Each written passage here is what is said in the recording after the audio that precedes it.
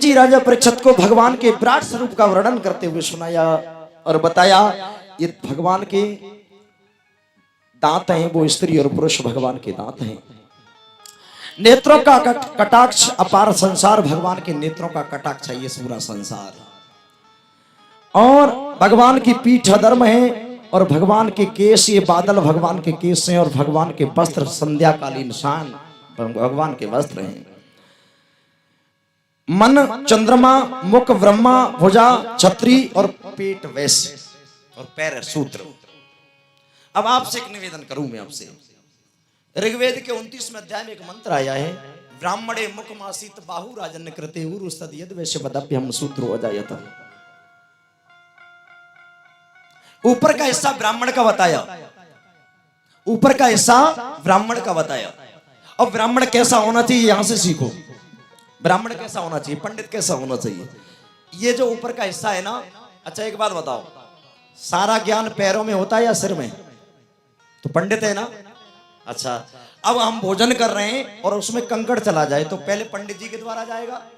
समाज में कोई गड़बड़ होगी, कोई बीमारी आएगी, कोई विकार आएगा तो पंडित बेकार होगा पहले, यानी ब्राह्मण बिगड़ गए। अब जैसे हमने गिलास तोड़ा, कोरा तोड़ा और एक निवाला मुंह में रखा, उसमें कंकड़ चला गया तो अंदर से आवाज आएगी कारखाना रोक दो, झट्टम मुंह को बंद कर देते हैं। अब या तो उस गिलास को निकालते हैं या फिर उस कंकड़ को निकालते हैं। तो ये काम किसने किया? छत्री ने किया, वैश्य ने किया, शूद्र ने किया, पंडित जी ने किया। यानी कहने का तात्पर्य समाज में कोई भी बुराई आई उसको रोकने का काम ब्राह्मण करता है। ब्राह्मण मालिक होता है, समाज का ड्राइवर होता है। अच्छा एक बात बताओ, सारे शरीर को हम जाड़ों में ढक लेते, कोई नाक का ढक्कन लगाता है? ये तपस्या भी करता है। सिर का ढक्कन लगाता है, आंखों का ढक्कन लगाता है। तो ब्राह्मण कैसा होना चाहिए? तपस्वी। अच्छा त्यागी भी बताया है ब्राह्मण को। दान लेना, देना कर्म है ना, दान लेना और दान ऐसे नहीं कि तुम्हारे जहां हवन किया 1000 रुपए ले गए और अपने यहां तो सालों साल सामग्री नहीं चढ़ रही। दोनों काम है। दान लेना, दान देना, यज्ञ करना और कराना, वेद पढ़ना और पढ़ाना, ये 6 कर्तव्य है भाई भाई। दिव्या का सब्जेक्ट अब आगे चलेगा, ये बड़ा जटिल विषय है। 6 सब्जेक्ट ब्राह्मण के बताएं तो सबसे पहले कौन बिगड़ा? ब्राह्मण। एक बात बताओ, हाथ कटे हुए आदमी आपने जिंदे देखे होंगे, हाथ कहते हैं छत्री को। हाथ कटे हुए जिंदे देखे होंगे, पैर कटे हुए जिंदे देखे होंगे, लेकिन एक बात बताओ, सिर कटा हुआ कोई जिंदा देखा है? पंडित जी ना हो वो समाज कोई जिंदा रहेगा? तो ब्राह्मण कैसा होना चाहिए? तपस्वी और त्यागी ब्राह्मण होना चाहिए। तपस्या भी करे और त्याग भी करे, ये ब्राह्मण का कर्तव्य है। अच्छा एक बात बता, अब ये क्या है? छत्री। हाथ छत्री है। अब ब्राह्मण का काम लड़ना नहीं है, झगड़ना नहीं है। अब कोई लाठी मार रहा है पंडित जी में, पंडित जी तो पिटेंगे पहले।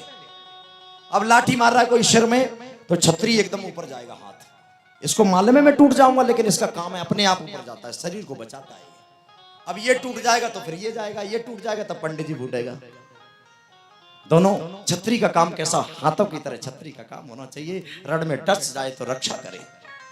अच्छा वैश्य का काम क्या है? जो कुछ पेट में डालते हैं वो वैश्य भी सबको बांटता है, कुछ विटामिन नेत्रों को, कुछ कानों को, कुछ हाथ को, पैर को। पेट भी कहाँ रखता है? ये बनिया का काम है, सबको व्यापार से पालना। अच्छा पंडित त्यागी बताया, देखो इसमें बर्फी मर्फी लड्डू सब रख लो। तो पंडित जी रखते हैं क्या? सब सेठ जी को दे देते, अर्थात पेट जी को दे देते, कुछ बचा। तो त्यागी भी ब्राह्मण होना चाहिए, उसको ब्राह्मण कहा जाता है। ब्रह्म जानती थी ब्राह्मण है। ब्राह्मण एक वर्ण है, ब्राह्मण कोई जाति नहीं। जाति एक है, ब्राह्मण वर्ण है भैया। अब कहा शूद्र। शूद्र का काम क्या है? अच्छा एक बात बताओ, जब हवन करते हैं तो कोई पंडित जी को छूता है या शूद्र को छूता है? बताओ। तिलक करके पैर छूते हैं ना। अब हमने तिलक किया पंडित जी को, पैर छुए, ये शूद्र, पैरों को शूद्र कहा गया है। शास्त्र ये कहता है नीच न कोई आदमी और नीच न कोई काम और नीच उसी को जानिए जो करे नीच के कोई भी हो सकता है। ये सत्यता है, कोई भी नीचा हो सकता है और किसी भी जाति में ब्राह्मण पैदा हो सकता है। जाति तो मानव है, ब्राह्मण क्षत्रिय वैश्य शूद्र 4 वर्ण है। एक सत्य घटना में आपसे कहूं, लखनऊ के रेलवे स्टेशन पर कुछ यात्री बैठे हुए थे डिब्बे में, और उसमें उसी गांव का हरिजन चढ़ गया उस डिब्बे में, और वो जा रहे थे काशी जी को। अब हरिजन चढ़ गया तो वो बैत लेके बोले, बाहर निकल, तू हरिजन हमें गंदा करेगा। सो बेचारा उतर आया नीचे से, गांव का हरिजन है। अब गार्ड जो था वो बड़ा होशियार था, समझदार था। गार्ड बोला भैया चढ़ते क्यों नहीं, इसके बाद में कोई दूसरी गाड़ी नहीं, चढ़ो। बोले बाबूजी आगे जाऊं तो जगह नहीं है, और जिसमें जगह है उसमें मेरे गांव के बड़ी बड़ी बिरादरियों के लोग बैठे जो बैठने नहीं देते। मेरा भाव, अन्यथा मैं मत लेना, मेरा जो भाव है वो कह रहा हूं। गार्ड बोला चल उसी डिब्बे में चढ़ अपने गांव वाले में। सो आगे वो हरिजन, पीछे गार्ड। अब उन्होंने बैत लेके कहा फिर आया तू हमारे इसी डिब्बे में। गार्ड बोले ये बताओ इसका कोई डिब्बा अलग है, ये कौन है? बोले महाराज ये वो व्यक्ति है जो हमारे गांव में गंदगी साफ करता है। बोले आप कौन है? बोले हम पंडित लोग हैं, तीर्थ करने जा रहे हैं, ये गंदा करेगा, ध्यान दो। तो गार्ड ने एक बात कही, पंडित जी ये बताओ तुम सब सन्यासी हो, तुम्हारे विवाह भी हो चुके हैं? बोले हम तो शादीशुदा हैं। कि जब बच्चा लेटरिन कर देता है, गंदगी कर देता है, तो उसको कौन साफ करता है? बोले बच्चे की माँ। और बोले माँ ना हो तब कौन साफ करता है? तो पंडित जी बोले तब हम ही कर देते हैं। बोले क्यों? क्योंकि हम उसके बाप हैं। बोले ये सारे गांव का बाप है जो सारे गांव की गंदगी साफ करता है, इसी डिब्बे में बैठेगा, इसी डिब्बे में बैठेगा। बताया कि नाम का झगड़ा और रूप का झगड़ा और स्थान का झगड़ा है, और भक्त कहानी वालों में भगवान का झगड़ा है, और भक्त कहानी वालों में भगवान का झगड़ा है। कोई ये कहता है कि मेरे हनुमान जी बने, देखो राम और कृष्ण का झगड़ा चल रहा है, बीजेपी वाली कह रहे हैं जय श्री राम, समाजवादी कह रहे हैं जय श्री कृष्ण। देखो एक गाना चला था और बड़ा हाईलाइट हुआ था। बेटा एक गाना चला था, हमारी कथा काशी वगैरह इधर सब हो गई है। अच्छा बीजेपी का क्षेत्र, वहां गाना चलाता है कि जो राम को लाए हैं और हम उनको लाएंगे, और यूपी में हम फिर से भगवा लहराएंगे, यूपी में फिर हम से भगवा लहराएंगे। अब ये तो रहा बीजेपी वालों का गाना, समझ रहे हो? राम को ना कोई ला पाया न ला सकता, सिर्फ भगवान का भक्त लाएगा। राम तो पहले से थे। बहुत लोग देख रहे हैं कड़वी लगे बात तो मुझे टिप्पणी कर दे चैनल पे। राम को कोई ला सकता है क्या? सिर्फ राम और कृष्ण को लड़ा करके मार दिया। न राम लड़ रहे न कृष्ण लड़ रहे, हम और आप लड़ लड़ के मिट रहे। इसलिए नाम का झगड़ा, रूप का झगड़ा, स्थान का झगड़ा है,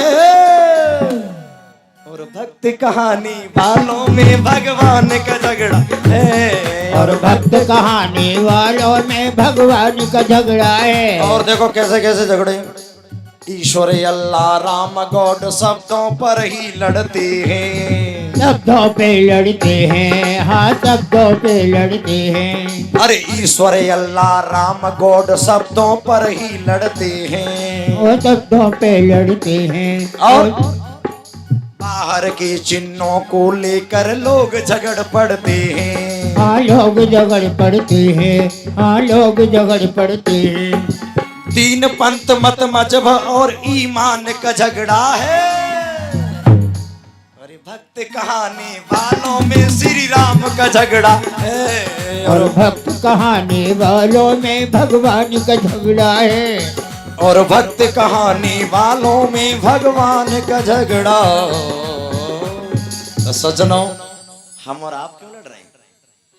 चाहे वो बीजेपी का नेता हो, चाहे वो सपा वाला हो, चाहे वो बसपा वाला हो, सब एक जगह बैठ के चाय पीते और लड़ लड़ के हम मर गए। बोलो लड़ाई हम कर रहे हैं। ध्यान रखना मेरे भाई बहन, एक बात उतार करके दिन में जाना कि जो भी यहाँ दिख रहा है जी वो सब भगवान में है। नवदा भक्ति में कहा है ना, सबको राम में देखो, सब में भगवान है, सब में प्रभु है। सुखदेव जी समझाने लगे राजन परीक्षित, ब्राह्मण क्षत्रिय वैश्य शूद्र चार वर्ण बताए हैं। सुखदेव जी कहने लगे राजन मैंने भगवान के विभिन्न स्वरूप का वर्णन करवाया, आपको कितना आनंद आया? बोले प्रभु बहुत आनंद आया। सुखदेव जी बताने लगे भगवान कहाँ है कि हरि व्यापक सर्वत्र समाना, और प्रेम से प्रकट होई मैं जाना। हरि व्यापक सर्वत्र समाना, प्रेम से प्रकट होई मैं जाना। हरि व्यापक सर्वत्र समाना, प्रेम से प्रकट होए मैं जाना। श्री राम जय राम जय जय राम, श्री राम जय राम जय जय। देखो भगवान कैसे प्रकट होंगे? हर व्यापक सर्वत्र भगवान कहाँ है? सर्वत्र, सब जगह। लेकिन प्रेम से प्रकट होए मह जाना, मह कहते हैं पृथ्वी को। भगवान प्रेम से पृथ्वी पर प्रकट होंगे। हम आपस में झगड़ा करते रहे, सब भाई भाई से नहीं बोल रहा है, चाचा ताऊ से नहीं बोल रहा है, माँ बेटे में झगड़ा है, सास बहू में झगड़ा है, वर्त भुजंग पुष्कार धामनी भाती भूति खड़ी, बाप और बेटे में गाली गलौज छड़ी, सास बहू में जंग खड़ी है, दावे मुकदमे भाइयों में, दो रानी जेठानी में दाह बड़ी, अब बीच बिचाओ कौन करे जब सारे कुएं में भंग पड़ी। बोलो मिलकर के रहो, भगवान तो प्रेम से आएंगे, लड़ने से न लक्ष्मी आएगी न भगवान आएंगे। सज्जनों बड़ों का आदर करो। एक बात में थोड़ी सी इजाजत लेने के बाद कथा का प्रसंग कहूंगा कि बैरिनी